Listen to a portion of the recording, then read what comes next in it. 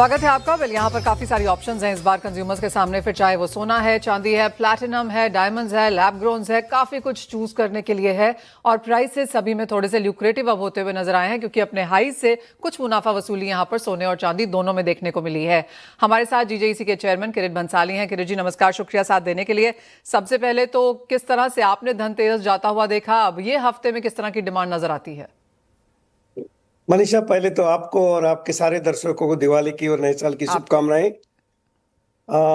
पिछले हफ्ते में जब हमारे बड़े रिटेल से बात कर रहा था, तो जो गोल्ड और सिल्वर में हाई प्राइस देखने मिल रहा था, तो कई मात्रा में उनके मन में एक निराशा थी कि ये सीजन अच्छी नहीं जाएगी। मगर परिणाम देखा तो बहुत ही भव्य रहा, अच्छा सीजन रहा। चांदी, सिल्वर, गोल्ड, लैब ग्रोन सभी में अच्छा सेल्स देखने मिला है, काफी अच्छा सेल्स देखने मिला है। इसका दो कारण हो सकता है। एक तो ये कि लोगों में कॉन्फिडेंस बढ़ रहा है कि ये सोने और चांदी में जो एक्सपर्ट बता रहे हैं वो तेजी बरकरार रहेगी।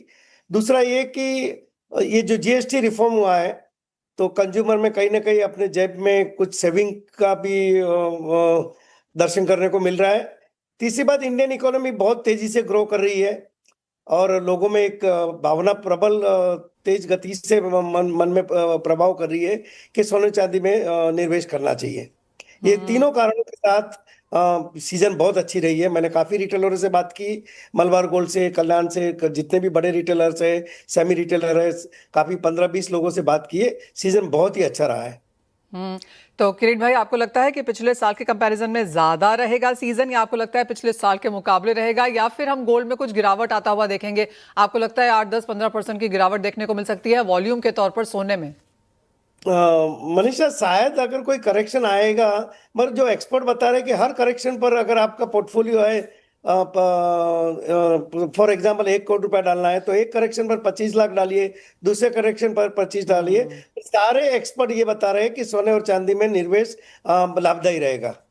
किरीट भाई, आपको क्या लगता है सोने के प्राइसेस यहाँ से कहाँ जाएंगे? क्योंकि चाहे बैंक ऑफ अमेरिका है, सिटी है, गोल्डमैन सैक्स है, सभी का मानना है कि $5,000 पर आउंस तो अगले साल आ जाएगा।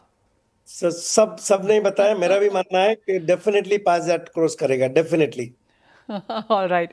किरीट भाई, साथ ही साथ डायमंड्स की डिमांड यहाँ पर अब कैसी नजर आ रही है? क्योंकि काफी लोग ये भी मान रहे हैं कि डायमंड यहाँ पर ज्यादा शाइन देता हुआ नजर आया है, क्योंकि प्राइसेस में कुछ स्टेबिलिटी आई है और गोल्ड के ऑल टाइम हाई प्राइसेस ने डायमंड इंडस्ट्री को सपोर्ट किया है। अच्छी बात ये है कि लोगों में डायमंड के प्रति हमेशा लगाव रहा है। और ये सीजन में सोने और चांदी में जो तेजी भी देखने मिली, उसके कारण कुछ कंज्यूमर डायमंड की तरफ अट्रैक्ट हुए। 1,25,30,000 रुपये गोल्ड का पैसा खर्चने के बदले एक छोटा सा डायमंड रिंग ले लेवे, और उसमें भी अभी 14 कैरेट अवेलेबल है। तो अपना बजट देखते हुए कहीं ना कहीं हमको डायमंड में अच्छा सेल देखने मिला है इस सीजन में। हमारे साथ कार्यक्रम में किस्ना डायमंड एंड गोल्ड ज्वेलरी के फाउंडर और एमडी घनश्याम ढोलकिया भी जुड़े हैं। घनश्याम जी, आपका स्वागत है। आपको भी दिवाली की बहुत बहुत शुभकामनाएं। और जैसे किरीट भाई हमें बता रहे थे कि डायमंड की तरफ एक रुझान बढ़ा है, आपके हिसाब से धनतेरस, दिवाली का ये पिछला हफ्ता, ये हफ्ता किस तरह देखते हैं आप? सबसे पहले तो नमस्कार मनीषा जी, टीएनबीसी की वजह से आप पूरे इंडिया में अपडेट कर रहे हैं, तो बहुत बहुत धन्यवाद सभी को। Happy Diwali and happy new year. Diamond का सीजन बहुत बढ़िया रहा है इंडिया में। तो मैं आगे भी बोला था कि कंजप्शन बढ़ रहा है, लोगों गोल्ड भी खरीदते हैं और डायमंड भी खरीदते हैं, और जितनी ट्रांसपेरेंसी बढ़ी है उतना बिजनेस बढ़ा हुआ है। दूसरी टाइम में भी डिमांड ज्यादा है और मेट्रो में भी है डायमंड का डिमांड। सभी के मन में है कि जिसके पास गोल्ड की ज्वेलरी बहुत है वो डायमंड खरीदते हैं, जिसके पास डायमंड नहीं है वो भी डायमंड खरीदते हैं। तो दोनों की वजह से डायमंड खरीद रहे। जहाँ पे ट्रांसपेरेंसी है, पहले लोगों के माइंड में था डायमंड में तो बहुत महंगा, अभी डायमंड का प्राइस इतना नहीं बढ़ा है गोल्ड का जितना बढ़ा है। तो गोल्ड के सामने डायमंड तो बहुत सस्ता है, लेने का बेस में बेस कमी है। तो सभी इंडिया का मेट्रो में भी धनतेरस में बहुत अच्छा बिका और बाकी सिटी में भी अच्छा बिका। और ब्रांड जैसे कृष्णा ब्रांड है, वैसे बाकी सभी ब्रांड का बिजनेस ज्यादा बढ़ा हुआ है। वहाँ पे ट्रांसपेरेंसी है, वहाँ पे ट्रस्ट है, वहाँ पे क्वालिटी है, वहाँ पे सर्विस है। हमारे कृष्णा ब्रांड का भी 120 शोरूम हो गया, अभी 100 का सेलिब्रेशन किया था। 120 हम्म तो जिस तरह से सोने के प्राइसेस में तेजी है उसका फायदा यहाँ पर डायमंड को मिला है। और जैसे घनश्याम भाई हमें बता रहे थे कि 120 स्टोर्स अब यहाँ पर उनके हो चुके हैं, पिछले एक साल में उतनी बढ़त देखने को मिली है। किरीट भाई, आप कहेंगे ये एक ट्रेंड है, पैटर्न है जो हमने आता हुआ देखा है? टियर 2 टियर 3 सिटीज में भी स्मॉलर डायमंड की सेल्स यहाँ पर बढ़ी हैं। तो अगर हम गोल्ड को फ्लैट देखें या पिछले साल के मुकाबले थोड़ा सा कमजोर भी देखें, आप कहेंगे एक अपटिक यहाँ पर डायमंड में देखने को मिला है? बिल्कुल। मैंने पहले ही भी बताया कि डायमंड के प्रति रुझान हमेशा कंज्यूमर का रहा है। गृहिणी की सबसे पहली पसंद पहले क्या था कि सिर्फ बड़े सिटी में डायमंड की डिमांड रहती थी। अभी जैसा मेरे मित्र धोलकिया जी ने बताया 120 शोरूम की है, उनके सारे शोरूम स्मॉल टाउन्स में है, वहां पर भी उनका डायमंड का अच्छा सेल्स दिखाई दे रहा है। और मैंने काफी रिटेलर से बात किया जो टू टियर सिटी में शोरूम कर रहे हैं, तो सोने के साथ साथ डायमंड की पूरे देश भर में डिमांड बढ़ रही है। एक अच्छी खासी बढ़त यहाँ पर देखने को मिली है। घनश्याम भाई, अगर हम यहाँ पर टिकट साइज की बात करें या फिर जिस तरह की खरीदारी है, स्मॉल डायमंड्स है या बड़े डायमंड्स है, वहां पर किस तरह का बाजार खुलता हुआ देखते हैं? पहले स्मॉलर साइज का डायमंड का ज्यादा डिमांड है, पर आजकल कंज्यूमर सॉलिटर भी खरीद रहे हैं। हमने भी कलेक्शन निकाला हुआ है जो 1 लाख के अंदर की रिंग है, पेंडेंट है, वो डायमंड की भी ज्यादा डिमांड आ रही है कि सभी के मन में एक मेरे पास भी एक सॉलिटर हुए, तो उसकी भी डिमांड ज्यादा ही। डेली यूज ज्वेलरी की ज्यादा डिमांड है, अलग अलग ड्रेस के हिसाब से लोग पहन सकते हैं, अलग अलग फेस्टिवल के हिसाब से लोग पहन सकते हैं। पहले क्या ज्वेलरी ऐसा था कि भाई साल में 1-2 बार ही ले और 1-2 बार ही पहने, अभी तो डेली लोग खरीदते हैं और ड्रेस के हिसाब से, ओकेशन के हिसाब से भी ज्वेलरी खरीदते हैं। हर वीक की अलग अलग रहती है, तो नॉर्मल डिमांड की भी ज्वेलरी की भी बहुत सारी इंडिया में डिमांड रही है।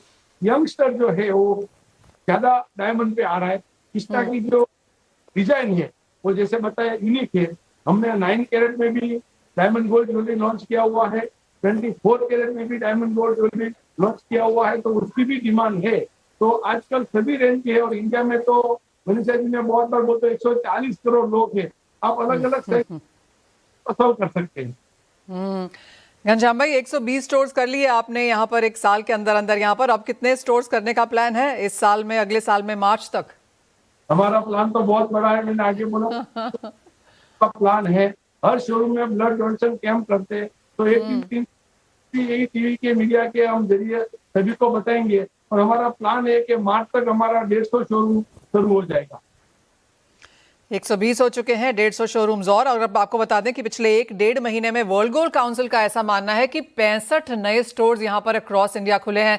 तो किरीट भाई, इवन एज सोने चांदी ऑल टाइम हाईज पर है, लेकिन industry, jewellery industry as a whole यहां पर अच्छा खासा एक्सपैंड करती हुई नजर आई है। और आपको लगता है ये ट्रेंड आगे जारी रहेगा? बिल्कुल मनीषा, एक तो पहले मैं बताऊं आपको, अगला दशक इंडिया का है। प्रधानमंत्री नरेंद्र भाई के नेतृत्व में देश बहुत तेजी से तरक्की कर रहा है। और मैं इसमें 2 बात ऐड करना चाहूंगा। जो जीएसटी रिफॉर्म आया तो कई मात्रा में गृहिणी के जेब में बचत हुई है, उसका भी फायदा देखने मिल रहा है। दूसरी बात कि आफ्टर कोविड मैंने एक स्टडी किया है कि जनरल इंडिया के लोगों की मानसिकता ये रही है कि हमें जीवन जीना चाहिए। तो पीपल स्टार्टेड स्पेंडिंग इन वैकेशन, ज्वेलरी, और ये बदलता हुआ भारत है। लोग बढ़ती हुई इकोनॉमी के साथ अपना स्पेंडिंग पावर भी बहुत तेजी से बढ़ा रहे हैं। परिणाम स्वरूप आप देख रहे हैं कि घनश्याम में 120 स्टोर अभी कर चुके हैं, 150 का मार्च तक टारगेट है। और मैं पिछले 3 साल से ज्वेलरी सेक्टर को बड़ी नजदीकी से देख रहा हूँ। करीबन 10 से 15% का ग्रोथ हर साल में देख रहा हूँ। आने वाला दशक 100% इंडिया का है और उसमें जेम एंड ज्वेलरी सेक्टर का बहुत अहम हिस्सा रहेगा।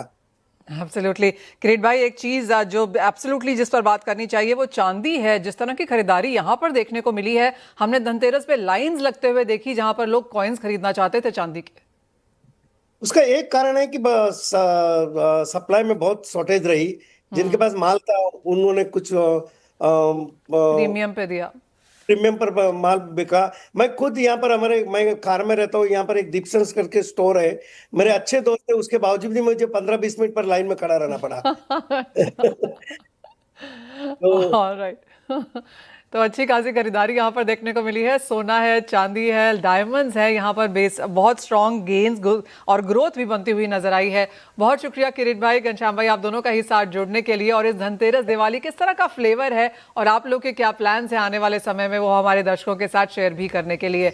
आप दोनों को दिवाली की बहुत बहुत शुभकामनाएं। Thank you Manisha, thank you. इसी के साथ फिलहाल इस कार्यक्रम में इतना ही समय है। हम रुकेंगे एक ब्रेक के लिए। जब लौटेंगे तो बाजारों के बारे में और बात करेंगे।